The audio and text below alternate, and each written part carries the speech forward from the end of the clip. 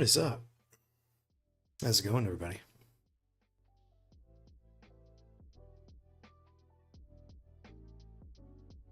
Get our music going here. What's going on?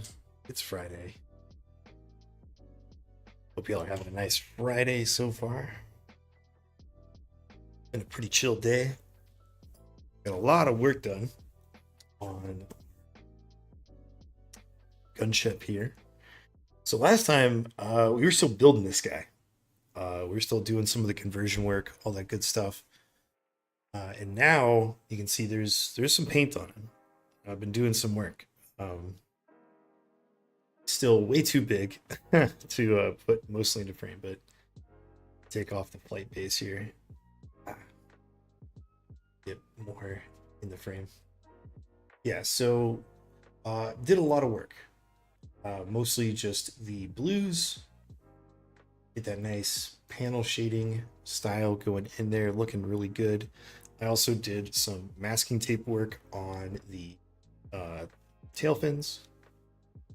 Get these nice like orangey yellow tips on there, looking really cool.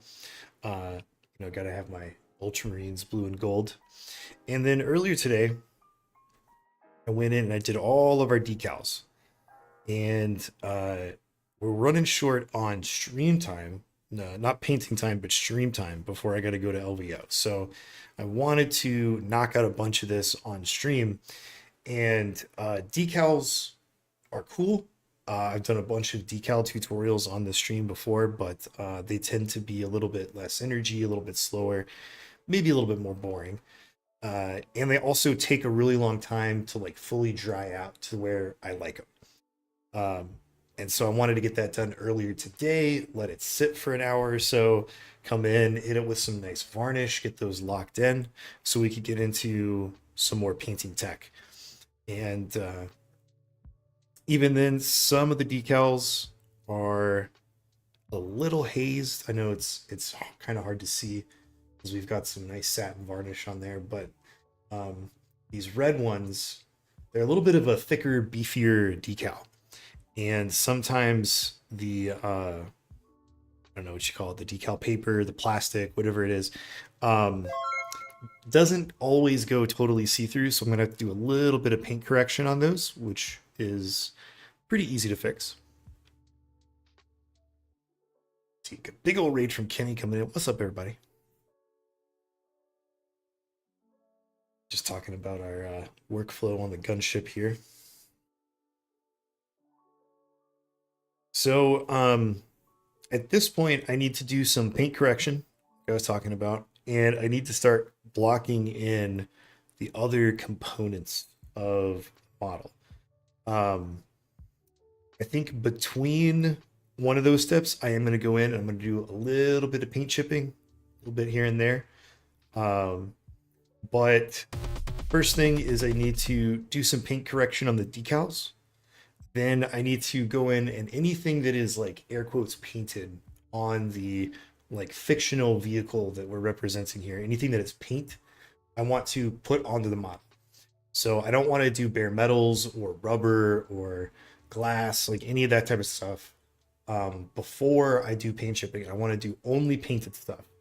So that means probably some stuff on like these missiles and these sort of like mounted wing cannon thingies, whatever we want to call those, we put on there. Like maybe some of the housing on those is painted a different color, stuff like that.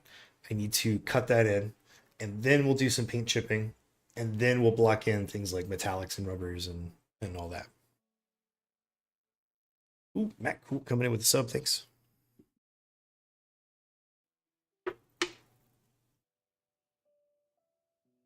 So kind of a trick here is I have this like 3-tone blue for my Ultramarines recipe. It's the same thing I've been using for years. Dark blue, regular blue, turquoise. But a lot of times if I have to do paint correction, I need sort of a like an in-betweener color that'll fade out and you won't really notice it unless you look too closely. So I found that dark gray blue the Pro Curl Dark Gray Blue, is that color. I don't even know if I can find where I did it. There's a couple of places where I scratched some paint, like right here. And then I had to do a little bit on one of the tail sections because some paint ripped off with the masking tape. I can't even tell where it is. But it kind of fades into this 3-color blend. It's really hard to see if you don't know exactly where it is. And since we will be doing some things like some very, very light, like color filter weathering washes on this guy, that's going to help that kind of like fade away and you won't really be able to see it. So for these big numerals that have some of that decal plastic that just won't go away, I can come in with some thinned out dark gray blue and kind of cut that in. And then when that dries and fades into the airbrush workup, and then we put some filters on top of that and all everything, like you're not even going to be able to see it. It's going to be fine.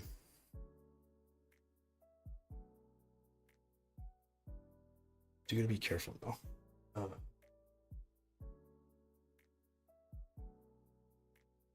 Let's get set up here.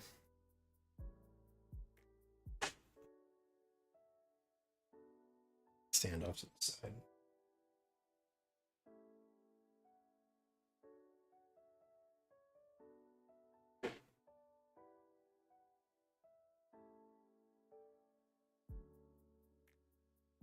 Let's get the fan going just for some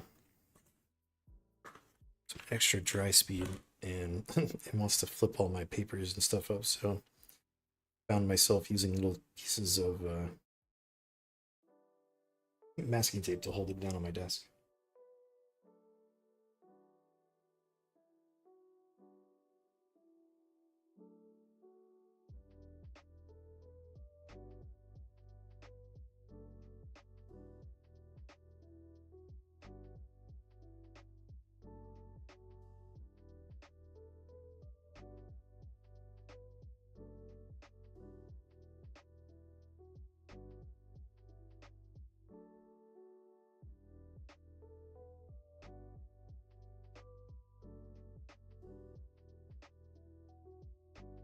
Yeah, if there's a way I can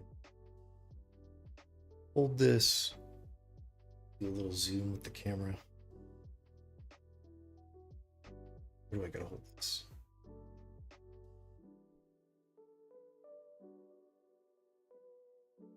So I turn in the light just so you see how some of that decal plastic is showing right there. That's what I'm talking about. So I'll just come in here. Some of this thinned out dark gray blue.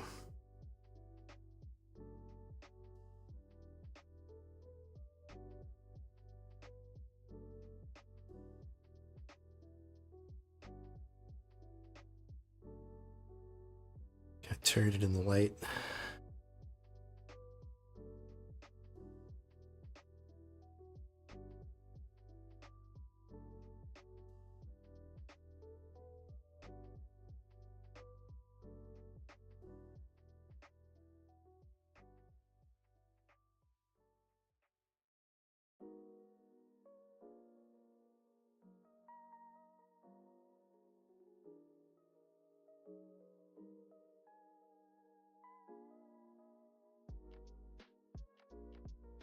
All right. Let's work on this big number right here. Probably gonna have to constantly like move the camera a little bit here and there just so you guys can get a closer look to what I'm doing. Just because this model is so big.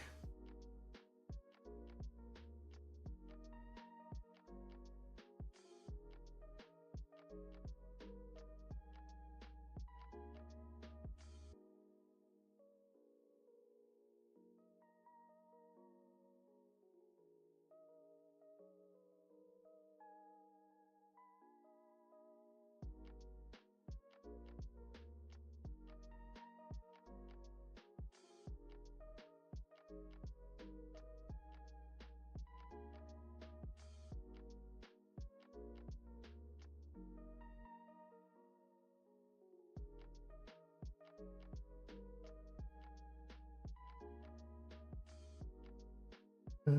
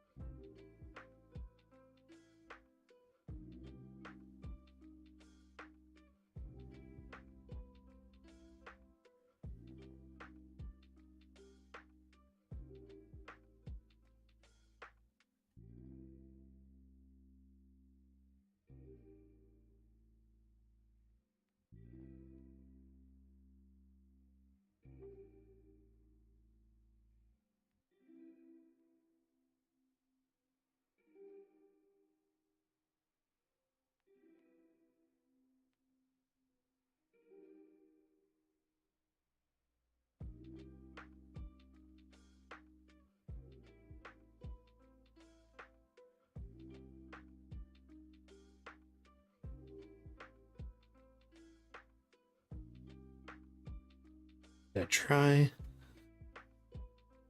Looks like our other decals are doing all right. See like a couple of tiny little spots.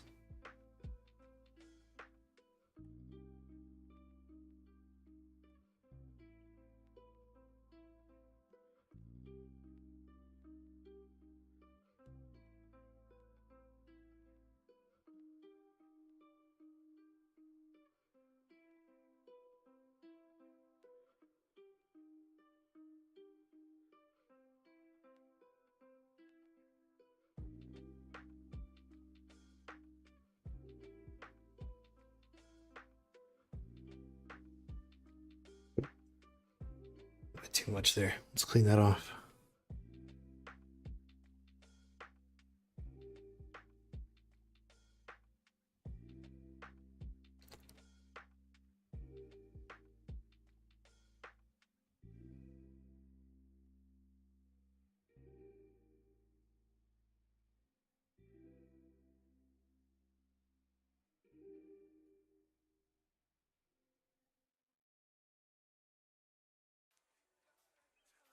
Hmm.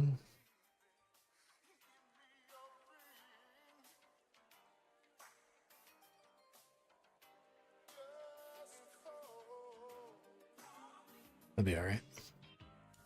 That one looks okay. All right. I think mission accomplished there.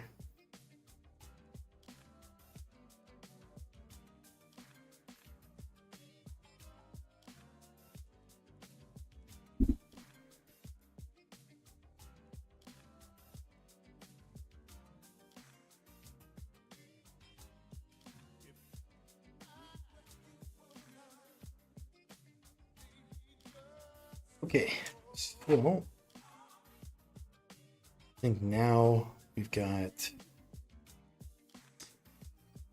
options with our weapons here.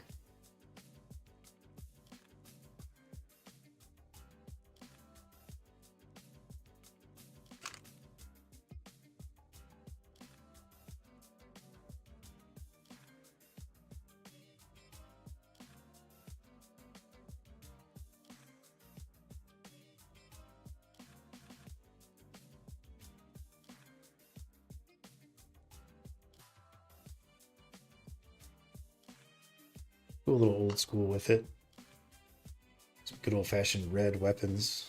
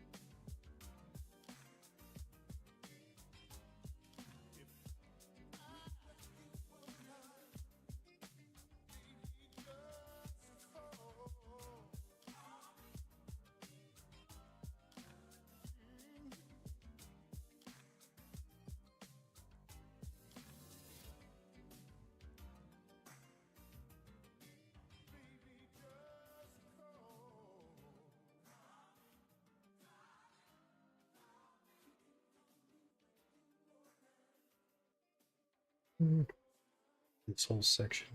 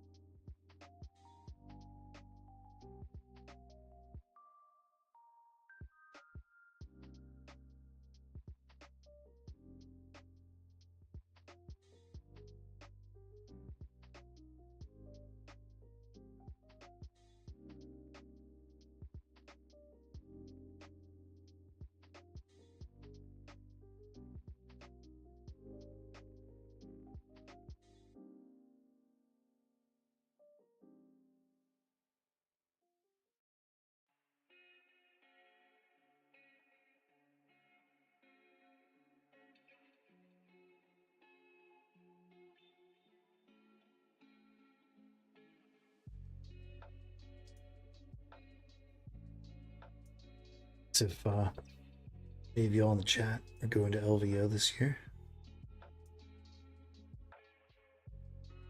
And if you are, what are you playing in? What army you bringing? You working on anything for LVO specifically? Get ready, lick me.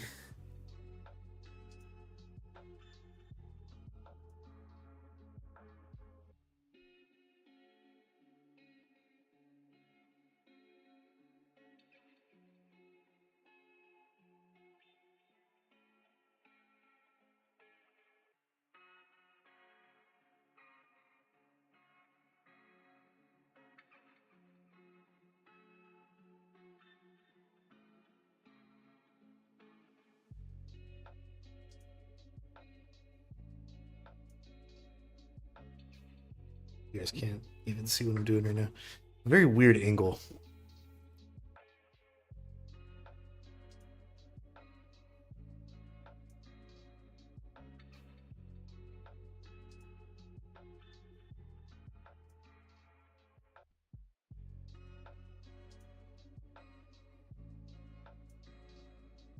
That first coat's that.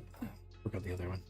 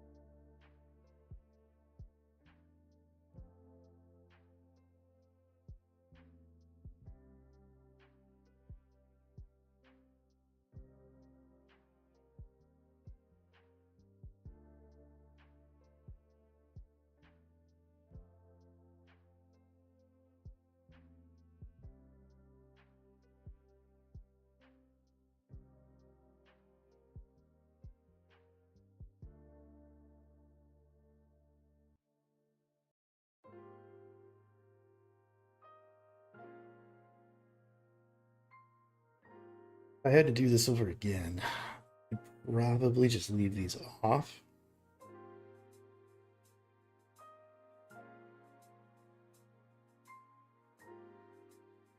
To make it easier for me to paint them.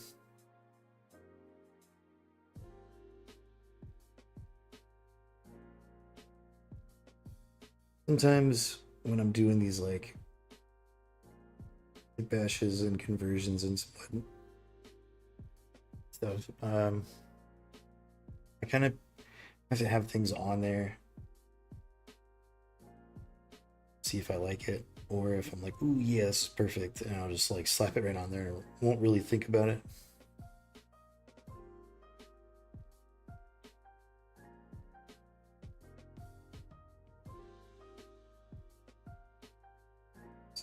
Those can be metal, so yeah, let's just do a second coat.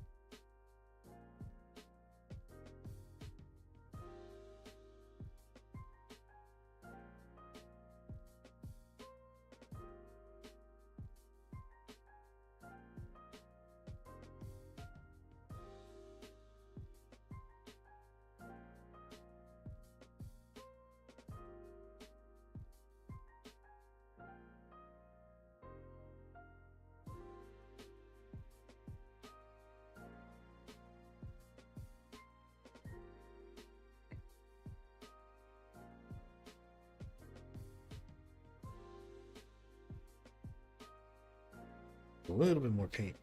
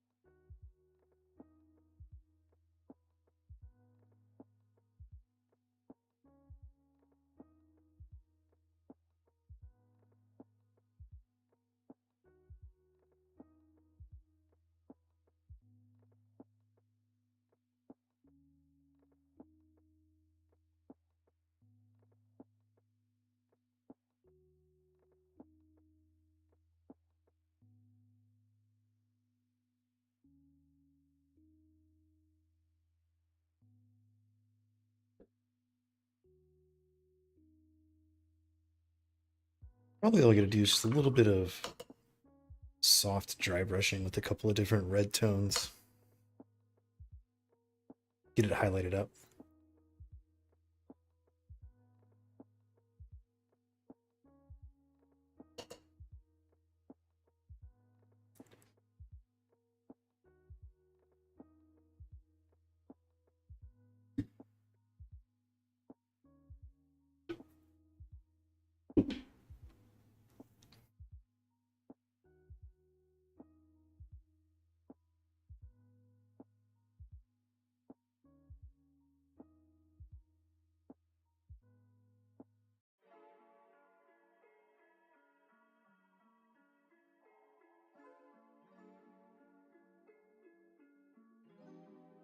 Finally turn that music up a little bit. It's really soft.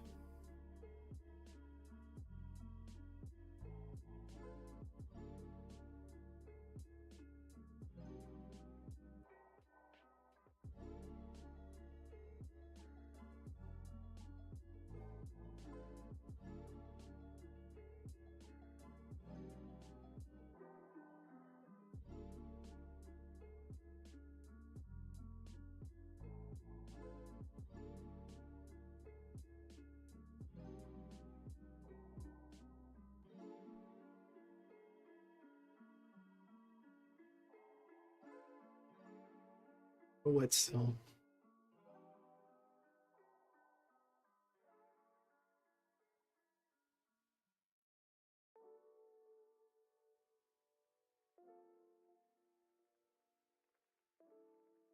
So while we're waiting for that, what I can do, just to kind of stay busy, is I know I kind of want that like gold tinted, semi-metallic vibe for our canopy sections. And trying to paint a yellowy gold over this dark blue is going to be kind of a pain. So what I'm going to do, just take like any like mid-tone brown, like whatever one you have on your desk. Like the first one I grabbed was drab brown. Okay. I'm just going to do like a light pass of that inside of these sections. Doesn't have to be opaque, doesn't have to be perfect. It's just going to be kind of a very light reset pass just to help take that surface and brighten it up a little bit. And that's going to allow our golds, when we decide to do those, to stick a little bit better.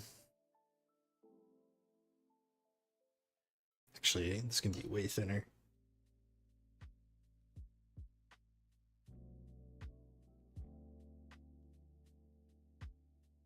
I want to just be careful. I know like the big window spar thingies are going to stay blue, but there's like this interior ridge, like interior frame that I'm going to end up doing as like a black line. So if I get a little bit of brown on that, that's okay. I just want to make sure that I'm not being too sloppy so that I don't get blue on these big window arm thingies, whatever those are called. Canopy frame.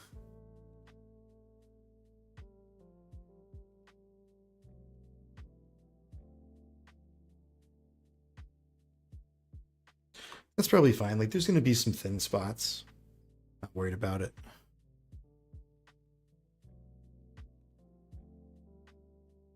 Doesn't have to be perfect.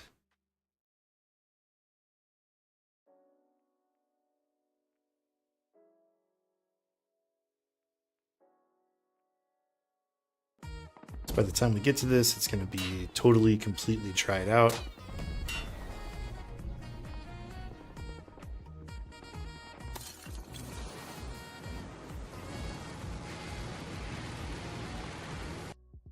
And it's one of those things where like when we're doing some paint chipping, if I get some splotchies on there, here, it's fine.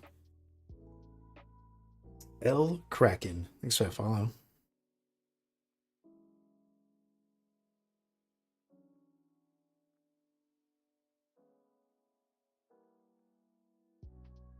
Can even do this with really any step where you're going to be using golds or coppers, stuff like that, over a really dark base coat. You can do this as like a reset, and it'll help those golds cover with less coats. It'll help them, maintain their proper color and not be tinted or informed by the base coat underneath.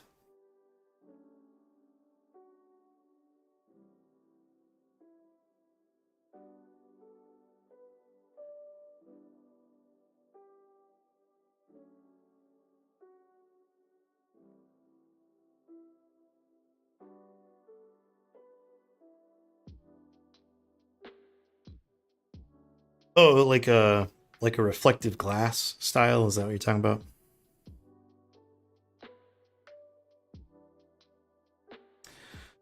Um, it's kind of like just a really large, simplified gem effect.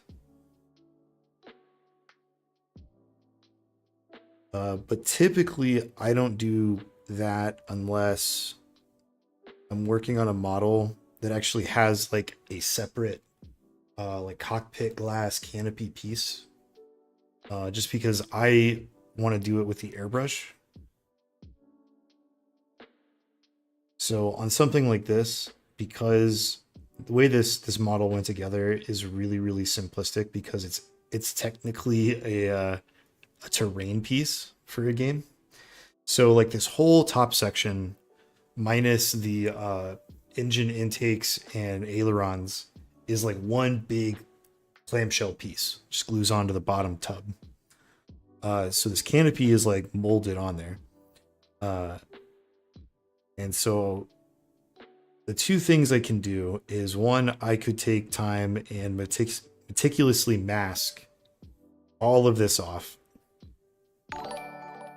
or I can just go with kind of that metallic visor looking glass effect, which is definitely the easier option, but also I just happen to really like how that looks. I think it looks cool on like fighter jets and whatnot. So those are like your two options when the model like doesn't have a removable canopy piece. Now, if it's something like the actual Stormraven gunship or any Warhammer model that has a canopy, what I do is I don't glue that onto the model when I'm building it. Just leave it as a subassembly. So that way you can just airbrush it. And that's where you get the coolest look. Sort of fake glass look.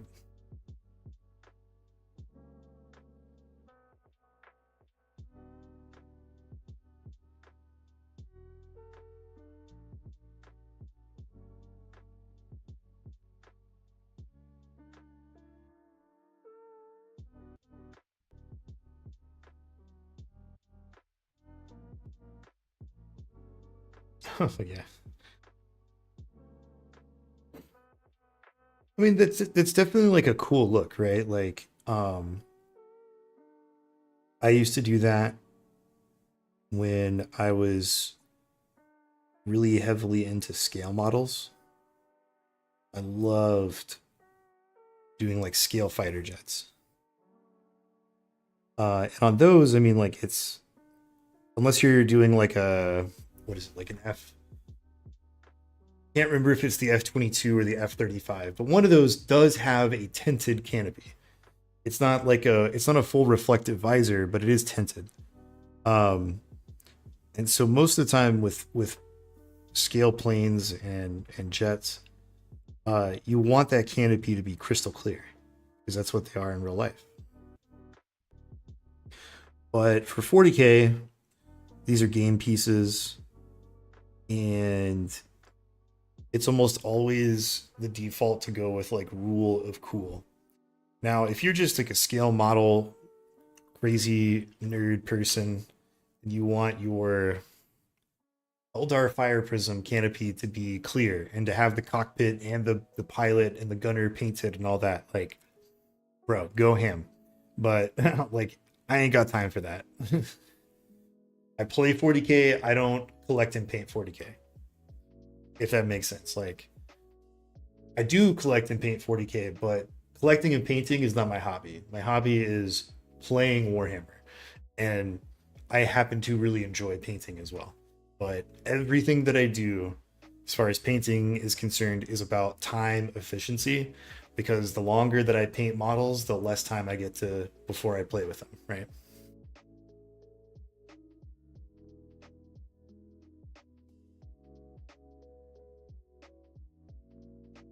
But I mean, I can grab like a since we're kind of waiting on paint to dry, and grab like a lighter too, and I'll just grab like a khaki real quick just for shits and giggles.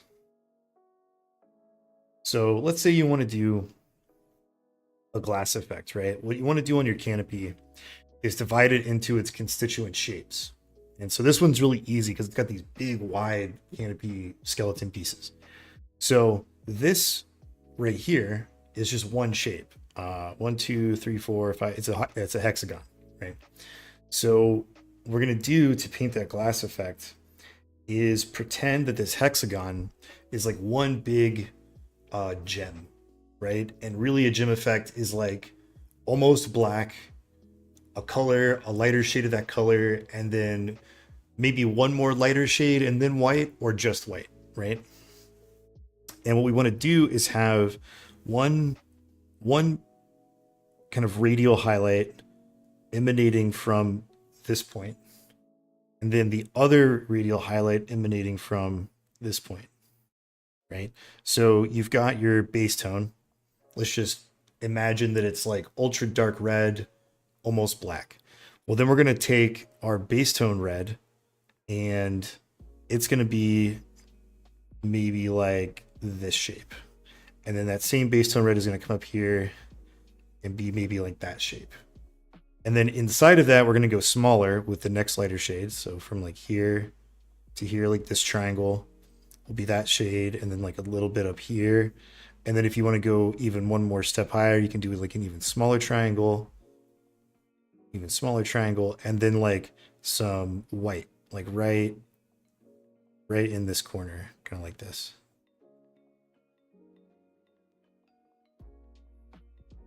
Kind of like that. And then if you want to go really crazy, you can come to these other corners and you can do little like shine lines across like that. And then you just do that same thing with every individual panel. Right? So if we go to this panel, our shapes would be like here and then up here. And you just like repeat that process for each one.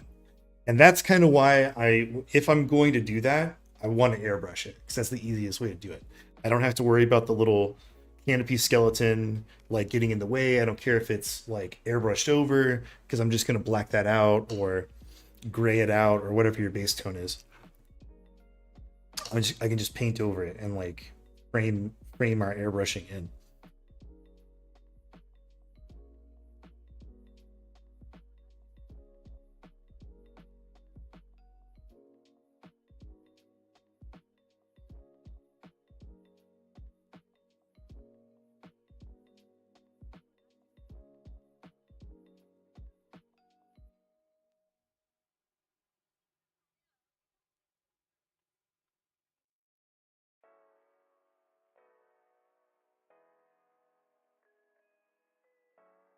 Okay, our red is most assuredly dry by now. So let's get out our poofy dry brush.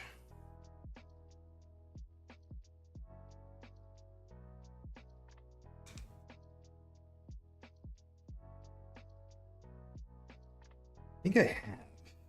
You'll have to check my YouTube channel. I have like 100 or so videos on my YouTube channel for different things. And then if I don't have one, my good friend Next Level Painting, he also has a bunch of, I mean, like his main thing is, or was YouTube, but you can also find a ton of stuff on his YouTube channel. But I don't really produce content for YouTube anymore. Mostly just stick to live streaming.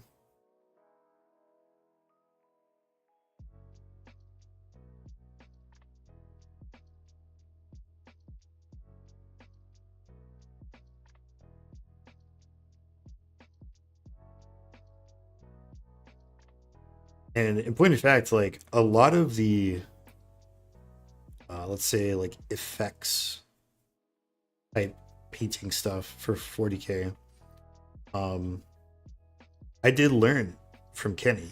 Like I've been painting models for going on 20 years, but you don't have the same effects driven painting stuff in the scale modeling world as you do in Warhammer, because everything in scale modeling is meant to be like as realistic as possible, or like just skewed off of photorealistic enough to where it can almost seem like like a painting, like painterly, I guess is a word for it. Mostly you just do stuff for photorealism. And so like I didn't know how to do that until like, I don't know, 6 years ago. A lot of the airbrushing stuff that I learned for Warhammer, I learned on YouTube from guys like uh, some of the old heads like Les Bursley and By Painted. And then a lot of my more modern techniques I did learn from Kenny because I took a pretty long hiatus from Warhammer and came back to it in like 2016. And I was like, well, you know, let me get back in this Warhammer thing. We do some tutorial research, kind of get my game back up.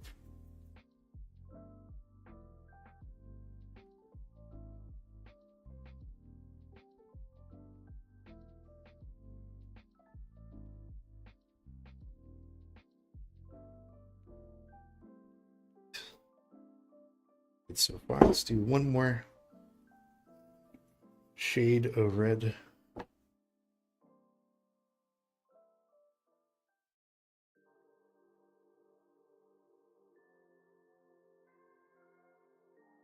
Orange red.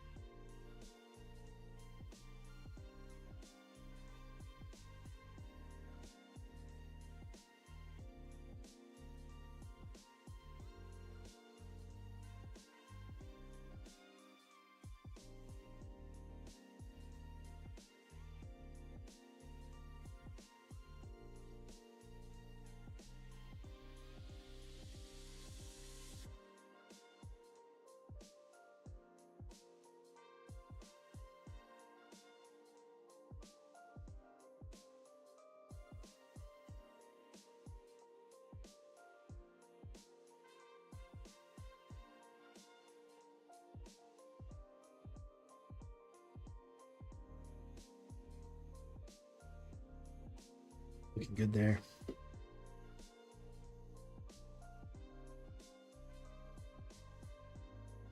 Always remember to clean out your dry brushes. It's one of my worst habits at the painting desk is I will do a bunch of dry brushing. I'll be like, heck yeah, I did it. Let's go. And then I'll just toss my dry brush on the desk, move on to the next thing and forget about it. And then the next time I need to use my dry brush, it's got a bunch of dry, crusty paint up in there and I gotta clean it even more so. Whereas if you just clean it out, brush it out immediately after using it, it's nice and clean.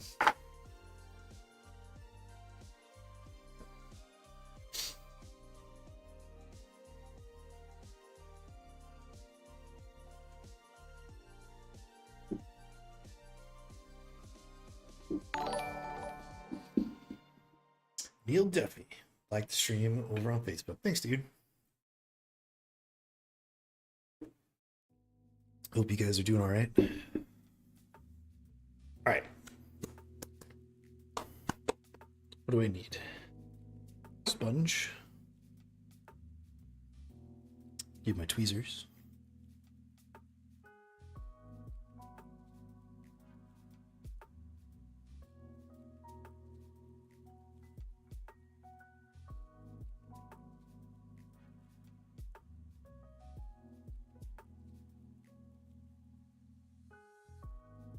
So I got a ton of this pluck foam left over from my various carrying cases.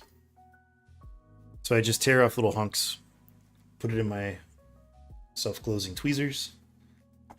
And that is perfect for doing some paint chipping.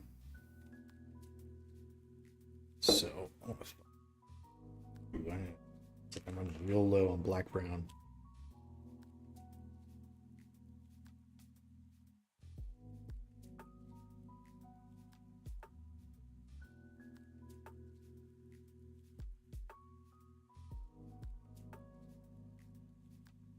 So I'm just gonna get a little bit of this paint in my sponge. Dab most of it off on a paper towel. So I just want to go around and find different places where I think some of this paint is gonna have some wear and tear. So like around our leading edges, this like intake.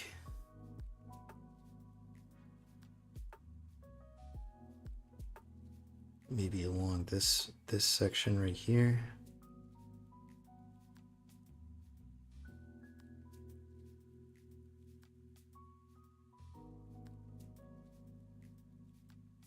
Move our leading edge on the wing. And then the other thing we can do is do some little swipies.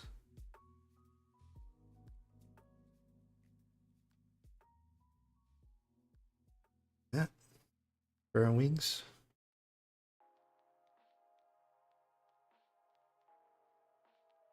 Get some right here.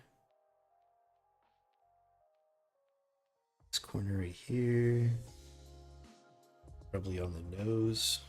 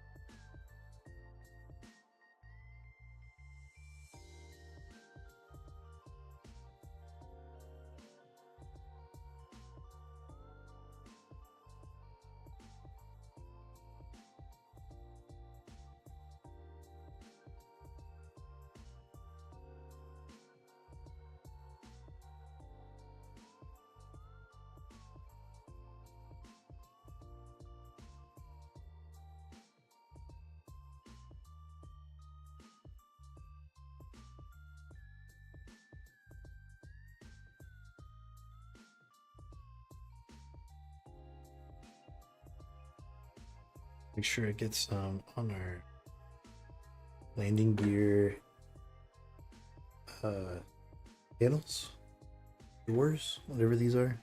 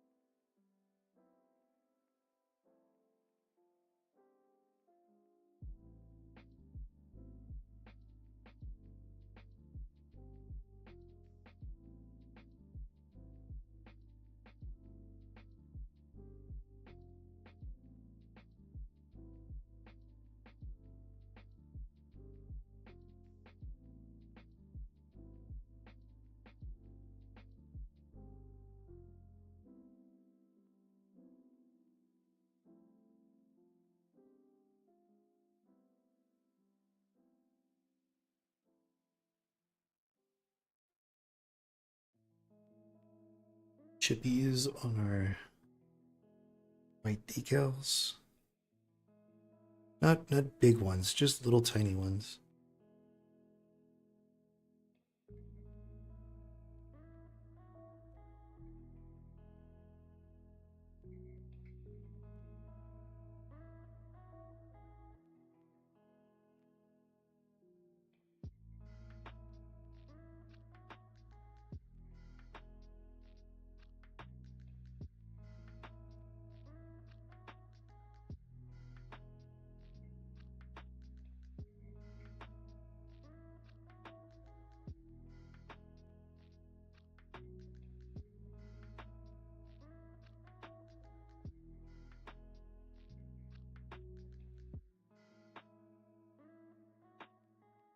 Okay.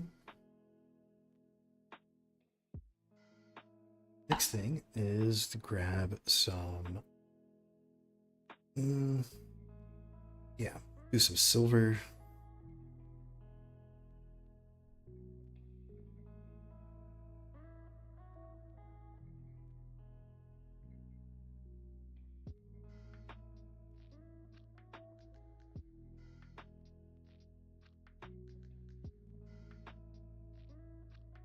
I want to do a smaller amount this time, but in the same areas.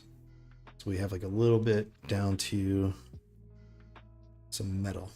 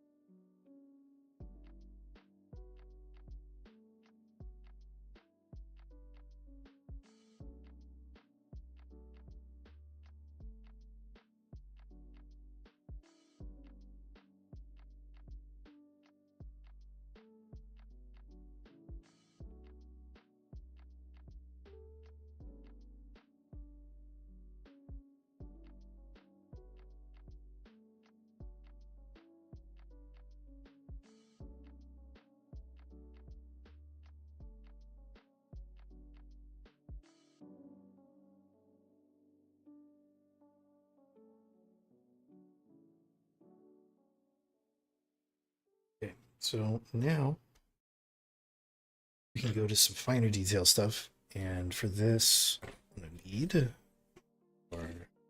like two of our weathering pencils. Oh, actually, there's a graphite one in here. Sick. Three, technically.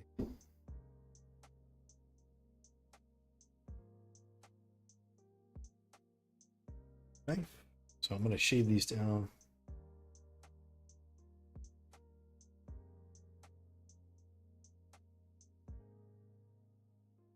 You actually don't want these to be sharp point, but you want something like this.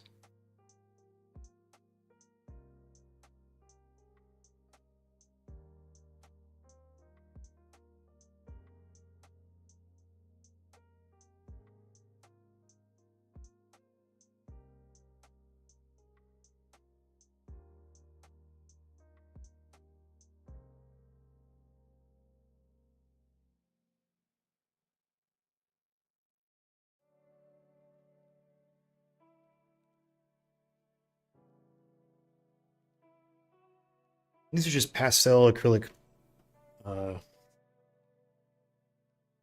pencils. The ones I have specifically are from AK, weathering pencils for modeling. Okay. All this is literally the same pigment that you use in your paints, but compressed into these pencils. And I want it just with a tiny amount of dampness on there for these really sharp edges, and have that black brown paint chipping effect. And you can even come in lines like this, get those.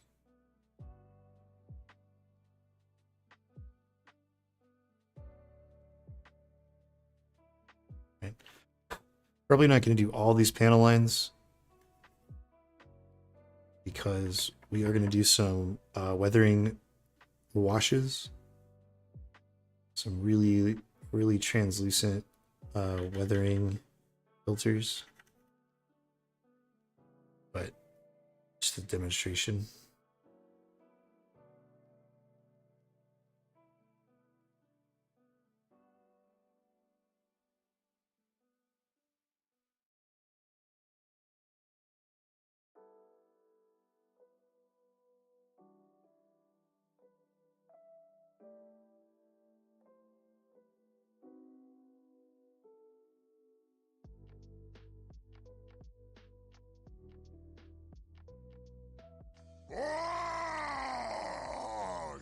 Ooh, log indeed.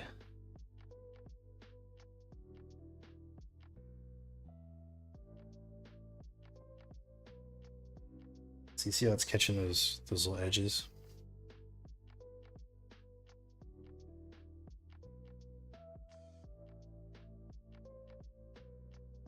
You can do as much or as little of this as you want. Just all kind of depends on what your vision is.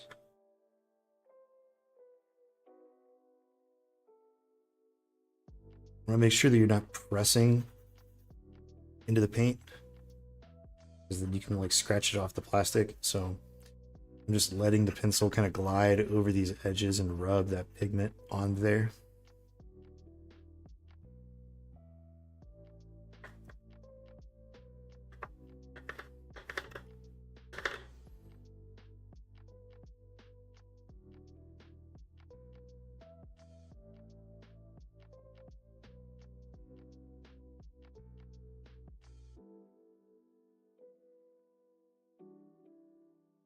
Also do cool things like accentuate your little line scratchies.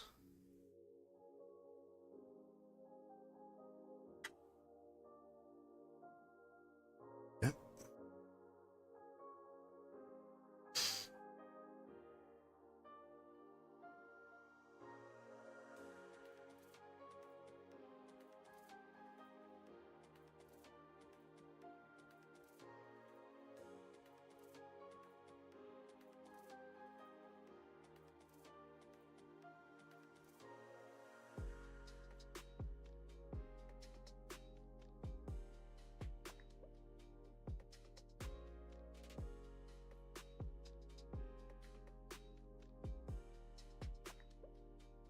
You need to, you can always just get a little bit more water on there.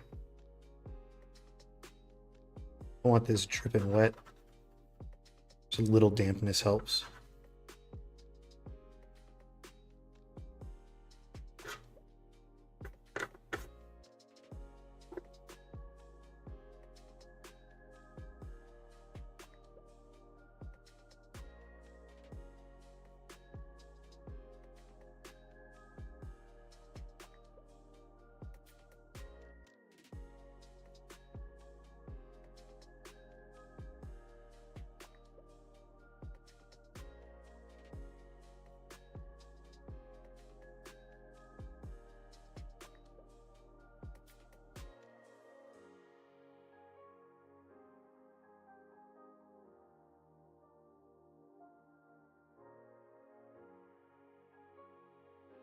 Do the same thing on a handful of places with more rust colored one.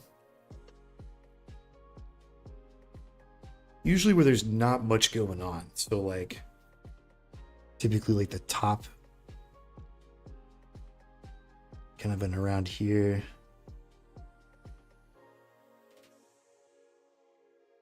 There's not going to be like too much friction going on where this can kind of just like settle. So kind of like thinking about the physics of it, I probably wouldn't want to have this on like the leading edge anywhere, but kind of like the back edge of these little plates is okay.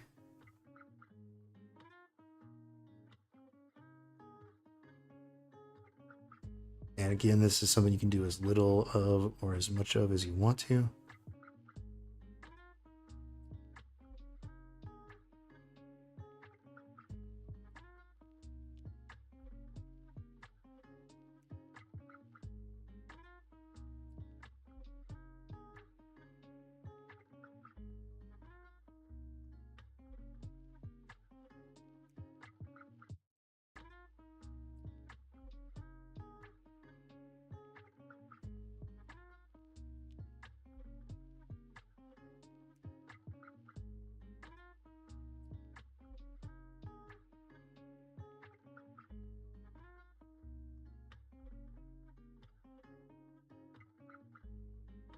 Trying to add detail, add character. Looking good.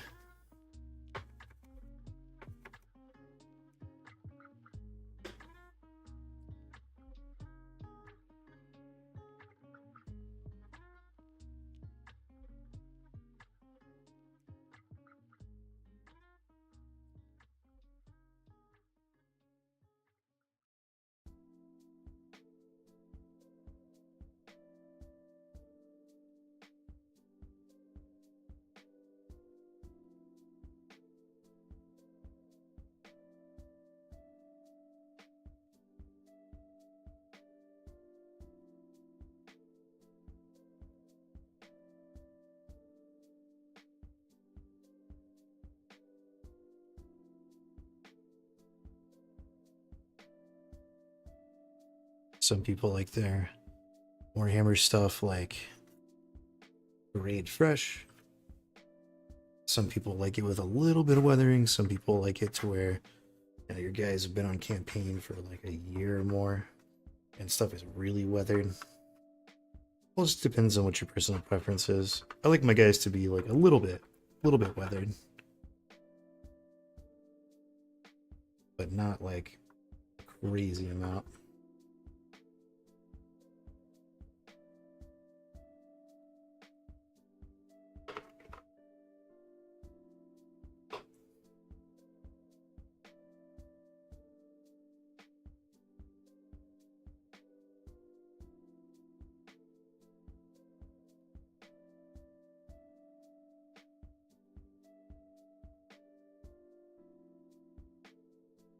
Probably enough on that front.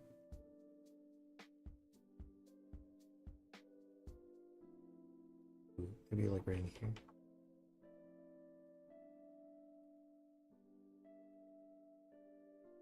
Yeah, that's all right.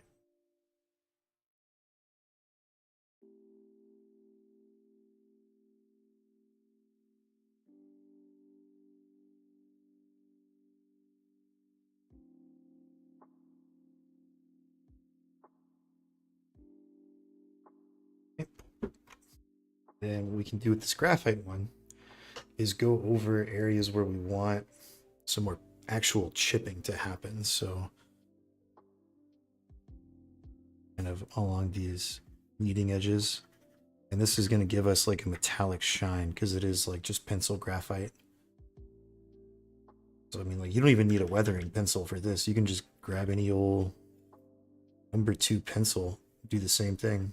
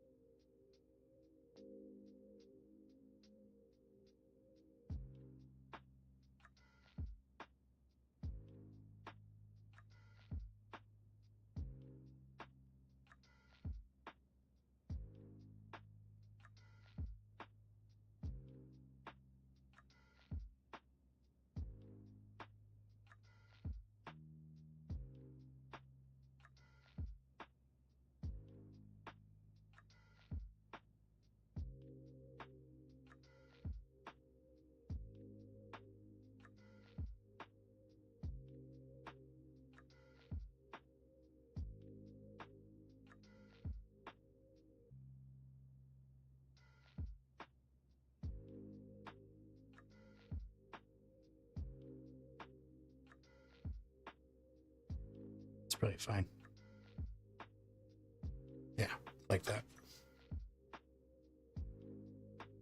Now all of a sudden we're getting more and more and more character into this model without doing too much work. It's great. It's always my number one goal is to have my stuff look good with the least amount of work possible.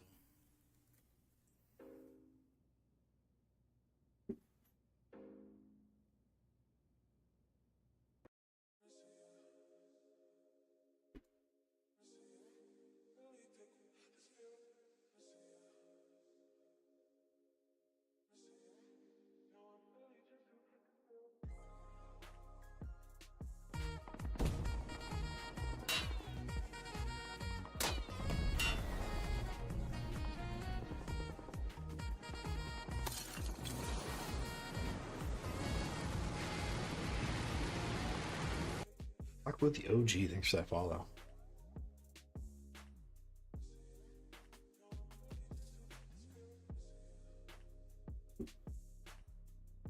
All right. So now we can take the time. Let's block in our other stuff.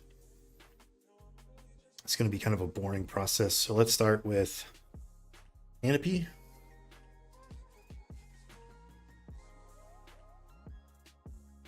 A little copper, a little rich gold, and like a little warm yellow and a little orange.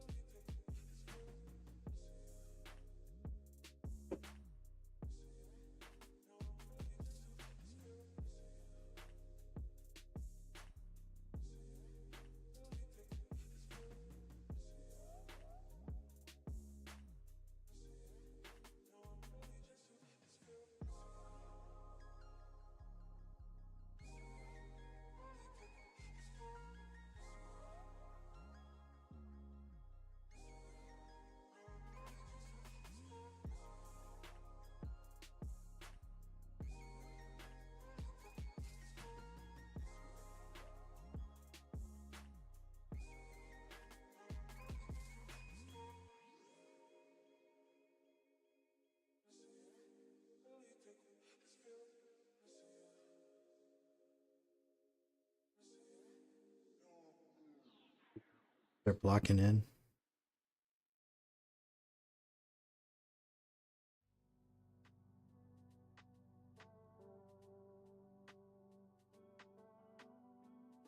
And we want our coats to be real smooth. So our stuff super thin. And it's probably going to take 2, maybe even 3.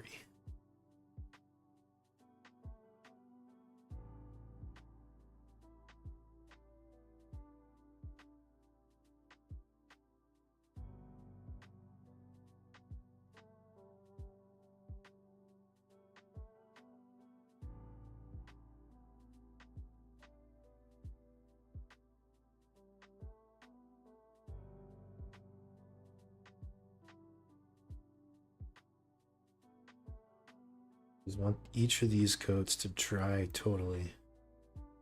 We're going over them again.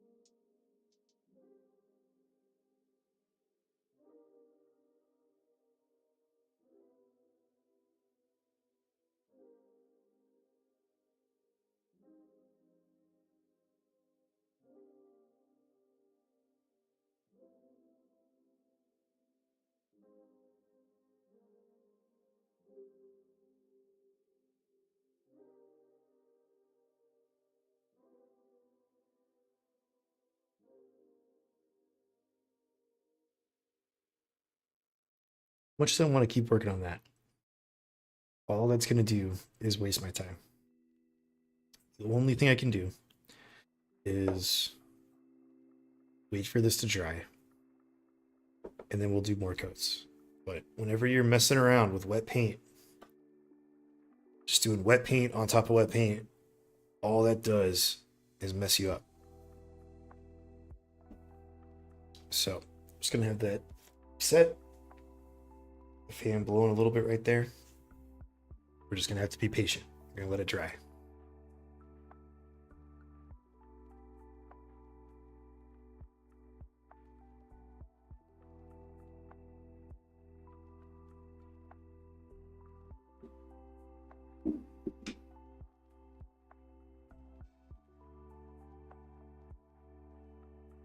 We don't want to speed dry it. We want to give the paint time to dry out naturally, like self-level, so you don't have like little humps of paint anywhere. Just want to let it do its thing. You know, it's not like very exciting to watch. That's just the way it is. Typically, why I also don't. People are like, why don't you use a hair dryer or something? Sometimes that stuff works great for like speed drying layers of glaze, or little tiny detail things where you just want to get those dried real fast. But for real big stuff like this, these big flats, where I want to work nice and thin, smooth coats, if you dry it too fast, that paint just like hardens in the shape that it is. And sometimes you have like higher densities of liquid in one area than another, and that can create like a kind of a bumpy surface. Whereas if you just let it dry out on its own, it'll evaporate naturally and self-level.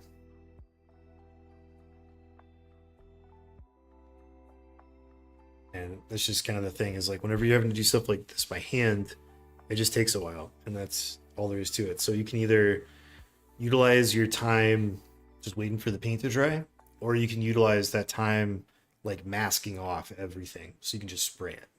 But either way, you're spending a lot of inordinate time just, kind of doing nothing.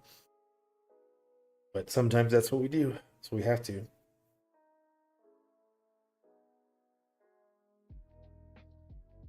We'll make sure that it gets nice and dry.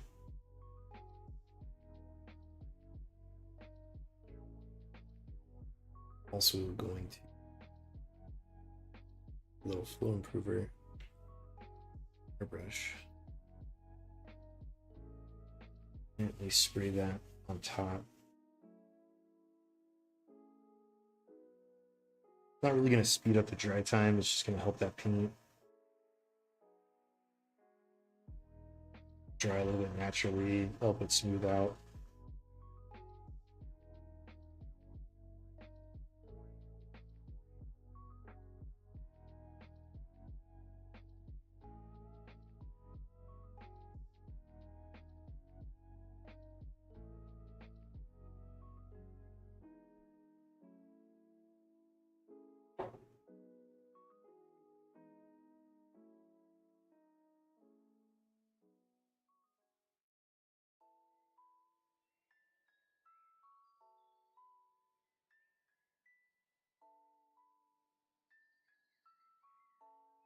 What I could do, brushes do need a good soaping. So while we're waiting on that, this will also make my life easier. Always want your brushes clean, conditioned.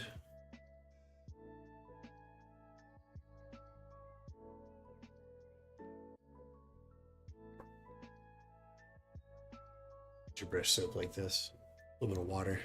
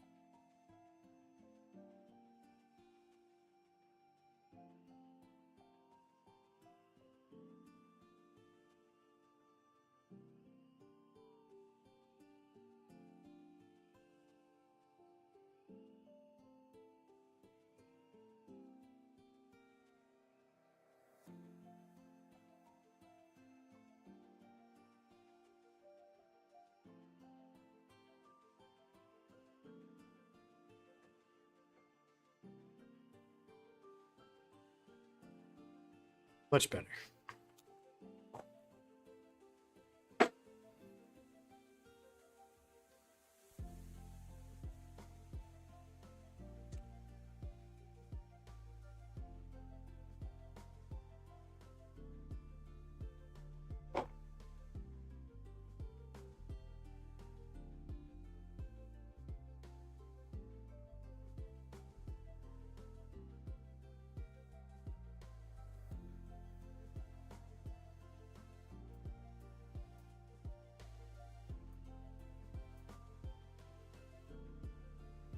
Let's go back. And this time around, I'm going to use only just the rich gold by itself.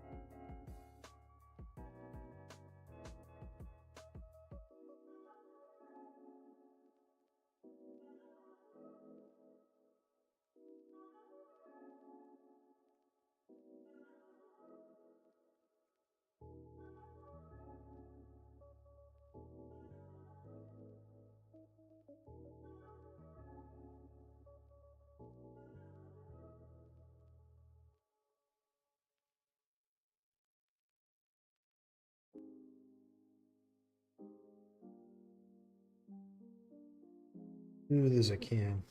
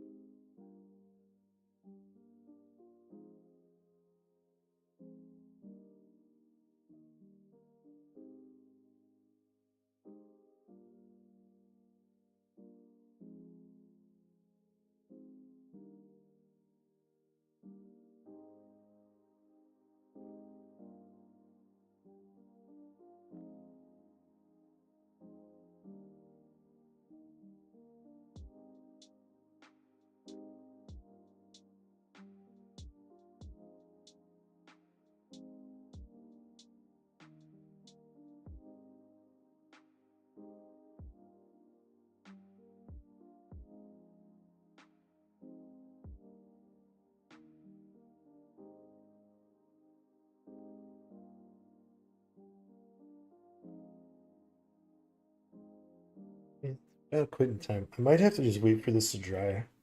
It was feeling a little gummy.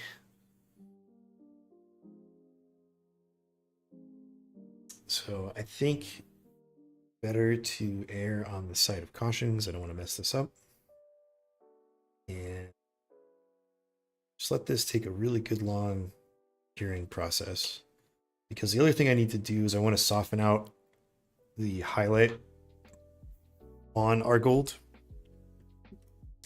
to give it more of that like kind of visor effect. And I'm going to have to come in with our soft dry brush with some lighter shades of gold. And even though the dry brush is very soft, if that paint isn't totally dry, it can tear it up. It can sometimes even like just the wetness in the new paint that's in the dry brush is enough to reactivate some of that paint. So rather than make this a lot harder on myself, I'm just going to let it do its thing. And since we've already hit our kind of like requisite hour-and-a-half time frame, we got a lot of work done. Feels good. Got some cool techniques in there. Starting to really kind of transform now that some more of the components are blocked in and we've got these nice like weathering pencil stuff going on. Like it just looks so much cooler than it did when we started. So when we come back on Tuesday, probably have some more work to do on this thing. So the next time you see it, most likely, I'll have blocked in all of the other requisite colors, and it'll basically just be sort of like the last stream of like detail work, fine detail type stuff, like really kind of what I call fit and finish sort of stuff. But just by itself, that gold is like looking pretty cool. I do like that effect on there, but it still needs some work. And unfortunately, that just means we're gonna have to let that dry. Just let it chill out.